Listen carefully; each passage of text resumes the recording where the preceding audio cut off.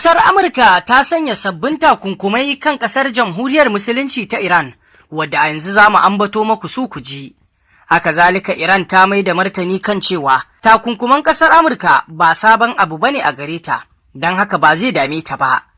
Haka zalika za ku ji cewa Netanyahu Firaministan Isra'ila ya ce, masu saurare ku gyara zama domin jin waɗannan rahotannin labarai da ma wasu da muke tafa da su a halin yanzu. Kamar yadda muke kawo muku rahotannin labarai kan abubuwan da ke faruwa musamman ma a gabas ta tsakiya. Ga cikakkun rahotannin labaran. Baitulmalin Amurka ya sanar da sabbin takunkumai ga ƙasar Iran. Sakataren Baitulmalin Amurka Scott Bessent ya sanar da fannoni 5 da takunkuman ƙasar za su shafa, waɗanda suka haɗa da kadarorin dijital da kuma fasaha, zinariya, sufurin jiragen sama, jigilar kayayyaki ta ruwa. Scott Bessent ya kuma ce manufar wannan kamfen ita ce katse duk hanyoyin samun kuɗi da tallafi da ake ci gaba da raya gwamnatin ƙasar Iran. Bessent ya ƙara da cewa Amurka ta baiwa kamfanoni da ƙungiyoyi wa'adin wato dakatar da mu'amalarsu ta tattalin arziki da ƙasar Iran. A lokaci guda kuma, ma'aikatar baitulmalin Amurka ta yi magana kan matsa lamba ga duk wata wato ƙasar da take tallafawa a ƙasar Iran. Yayin da ƙasar Iran ta mai da martani inda wato ta bayyana cewa wannan al'amari wato duk wata ƙasa da ta shiga takun saƙa da su ta amince wato wajen matsa masu kan tattalin arziki tare da haɗin kan Amurka, to fa za su ɗauke ta a matsayin maƙiyarsu duk ƙasar da ta yi haka. Iran ta ce za mu mayar da martani da ya fi na baya mai tsanani. Mai baiwa jagoran addinin Iran shawara Muhammad Mukbar ya ce martanin da Iran za ta mayar kan matsin tattalin arzikin Amurka zai fi tsauri fiye da yadda aka saba gani a baya. Mukbar ya bayyana hakan a wani saƙo da ya wallafa a shafin X, inda ya ce tsawon shekaru 47 da aka ƙaƙaba musu takunkumi, yaƙe-yaƙe da kuma wato ƙoƙarin raba kan Iran ba su cimma nasara wato a kan ƙasar Iran ba, kuma da abin da suka yi niyya ba su cimma shi ba. Kalaman nasa sun zo ne gabanin sanar da sabon shirin Amurka na matsin tattalin arzikin, wanda ake sa ran wato zai shafi ƙasashen da wato ke hulɗa da Iran ta fuskar tattalin arziki. Iran ta kuma yi gargaɗin cewa duk ƙasar da za ta taimaka wa ƙasar Amurka wajen aiwatar da wannan matsin tattalin arziki gare ta, za ta ɗauke ta a matsayin maƙiya kamar yadda na ambata muku. Iran ta ce za ta yi sakun saƙa da duk wata wato ƙasa da wato ake za ta zamanto wato ta haɗa kai da ƙasar Amurka domin wannan buri nasu ya cika. Haka zalika, ƙasar Jamhuriyar Musulunci ta Iran ta ce wannan takunkumi da ƙasar Amurka ta sa ba zai sa mata komai ba, ba kuma zai hana ta duk wasu al'amura ba, yadda suka saba gudanar da al'amuransu za su ci gaba. Kuma kazalika shekaru 47 da aka ɗauka a cikin takunkumi bai tsinanawa wato wannan ƙasa ta Amurka komai ba, ba su cimma abin da suke so su cimma ba, kamar yadda Iran ɗin ta faɗa. Iran ta mayar da martani ga Amurka cewa wato Amurka ta daɗe ba ta tsaurara mata ba a batun takunkumin tattalin arziki da take mata barazana da shi.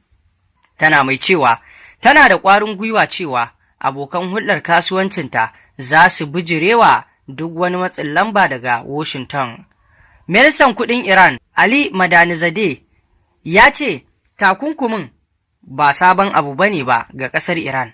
Ya ce idan makiyan ƙasar suka ƙaddamar da abin da ya kira ta'addancin tattalin arziki, Iran ma tana da nata hanyoyin mayar da martani, kuma ta san yadda ake takun saƙa ba za a layance mata wato komai ba ko a ce mata ga yadda za a yi. Shugaban Majalisar Koli ta tsaron Iran, Mohsin Raza'i, ya yi gargaɗin cewa Tehran a shirye take ta dakatar da dukkan fitar da man fetur daga ƙasashen yankin tekun fasha. A Litinin ta jiya, Sakataren Baitulmalin Amurka, Scott Bessent, ya ce bankuna da wato kamfanoni da kuma wato ƙasashen da suka ci gaba da hulɗa da Iran za su fuskanci irin yadda ake mayar da Iran wato saniyar ware a fannin tattalin arziki idan suka ƙi katse wato hulɗar su tsakaninsu da ƙasar Iran. Wannan shine gargaɗi da ƙasar Amurka ta yi Amurkan na ƙoƙari ne ta ko halin kaka ne sai ta sanya abin da zai zama wato takunkumi ga Iran a hana ta samun wasu wato kuɗaɗe na shiga da fita. A ɗaya rahoton kuwa, Iran ta yi yunƙurin kashe ɗa wato na Netanyahu kamar yadda Netanyahu ya yi magana. Firaministan Isra'ila Benjamin Netanyahu ya ce, Iran ta yi yunƙurin kashe ɗana. Iran ta yi yunƙurin kashe ɗaya daga cikin ‘ya'yana maza biyu, sai dai bai bayar da cikakken bayani kan lamarin ba. A wata hira ta wayar tarho da tashar talabijin ta Isra'ila Channel 14 ta yi da Netanyahu ya shaidawa wato manema labaran yadda abin ya faru. Wani abin mamaki ya faru, Iran ta kai hari kan ɗaya daga cikin ‘ya'yana. Iran ta yi yunƙurin kashe ɗaya daga cikin ‘ya'yana, in ji Netanyahu. Netanyahu ya yi wannan ikirari ne yayin da wata muhawara da ta shafi rahotannin da ke cewa hukumar tsaron cikin gida ta Isra'ila, Shin Bet, ta ƙi samar da wato tawagar ga Gadi Eisenkot, tsohon babban hafsan hafsoshin sojin ƙasar. Mr. Netanyahu yana da ‘ya'ya maza biyu da ɗiya mace ɗaya. Har yanzu ba a bayyana wato daga cikin ‘ya'yansa mazan ne aka yi yunƙurin kaiwa hari ba ko matan. Babban ɗansa Yair Netanyahu mai shekaru 35 yana zaune a birnin Miami na ƙasar Amurka tun farkon shekarar 2024, kuma rahotanni na cewa yana ƙarƙashin kariyar hukumar tsaro ta cikin gida ta Isra'ila. A yanzu dai wannan batu da Netanyahu ya yi wato abu ne da za a iya kiransa yunƙuri da ƙasar Iran take yi, shi ya sanya ya fito yi wannan magana, kuma bai fayyace wa aka kaiwa wato harin da yunƙurin kashewa ba cikin 'ya'yan nasa. Trump ya tattauna da shugaban sojojin Pakistan ta waya. Fadar White House ta tabbatar da cewa shugaban Amurka Donald Trump ya yi wata tattaunawa ta wayar tarho da shugaban sojojin Pakistan Asim Munir.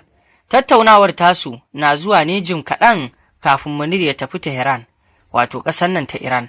Wata majiya da ke da masaniya kan lamarin ta tabbatarwa da manema labarai cewa wato hakan ta faru. Sai dai ba a bayyane kan me Asim Munir da Donald Trump suka tattauna ba. Sai dai ana hasashen babban abin da suka tattauna shine kan batu dai kawai dangane da batun da ya danganci tsakaninsa da ƙasar Iran, da yadda za a yi wato a cimma abin da ake so a cimma. To sai dai wannan al'amari ko tsakanin ƙasar Amurka da Iran zai ƙare, musamman ma biyo bayan yadda abubuwa yanzu ke wakana, musamman dangane da batun tattalin arziki da ƙasar Amurka a yanzu ke son takura wa ƙasar nan ta Iran da kuma murƙushe ta fuskoki da dama. Masu saurare, me za ku ce kan wannan batu? Mun gode.